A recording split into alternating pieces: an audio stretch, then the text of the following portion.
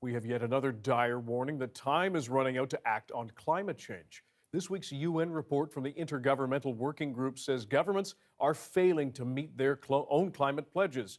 And as the CBC's Michelle Gassoub explains, BC is among them.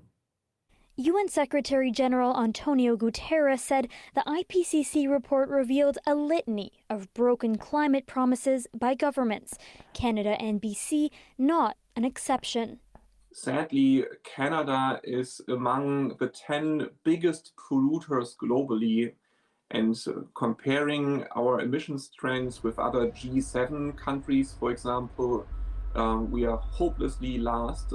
In BC, emissions have gone up every year reported since 2015, though the province maintains its climate plan is world-class. Many climate experts say this is the leading climate plan in North America. Two former members of the Intergovernmental Panel on Climate Change have said these are detailed roadmaps to meet our targets, and I'm going to continue to do my best to ensure that we remain world leading, Canada leading. We asked an expert how BC's climate promises are stacking up.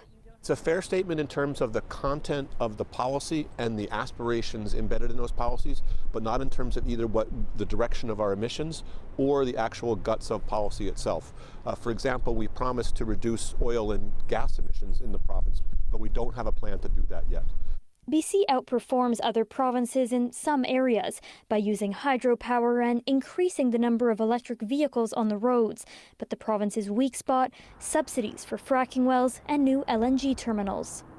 Those things are all quite admirable, but again, that natural gas beast is lurking out there and needs to be addressed, especially post-2030, for BC to be able to make a good commitment to global climate efforts. Experts warn the emissions released by natural gas projects would put BC's targets out of reach. It's heartbreaking because the evidence is overwhelming that we have so little time left. That's officially the craziest thing I've seen fire-wise. If global emissions don't come down, BC will see more warming and more extreme weather. Michelle Gassoub, CBC News, Vancouver. And the day after the UN's report came out, scientists are sharing even more worrying projections for our region here on the Pacific Coast. They warn of a future filled with cascading disasters that we've already endured: extreme heat, then extreme rain. And as Renee Filipponi tells us, that could lead to more heavy flooding and the risk of landslides. It was a natural disaster that swallowed California neighborhoods in 2018. More than 20 people were killed when heavy storms unleashed mudslides on Montecito. It happened 1 month after the state's most destructive wildfire season. This is something that is so damaging to communities, so it can, it affects so many people, and it takes so long to recover from these events. Researchers say climate change is going to make these combination weather events increasingly common.